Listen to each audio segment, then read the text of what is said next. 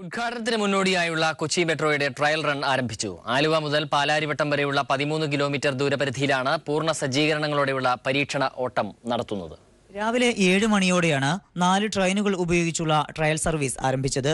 136 സീറ്റുകളാണ് ഓരോ ട്രെയിനിലുമുള്ളത്. യാത്രക്കാരില്ലെങ്കിലും 11 സ്റ്റേഷനുകളിലും നിർത്തി സമയക്രമം പാലിച്ചാണ് പരീക്ഷണയോട്ടം. അനൗൺസ്മെന്റിനൊപ്പം ട്രെയിനിനകത്തെ ഡിസ്പ്ലേകളിൽ ഓരോ സ്റ്റേഷനുകളുടെയും പേരുകൾ പ്രദർശിപ്പിക്കുന്നുണ്ട്.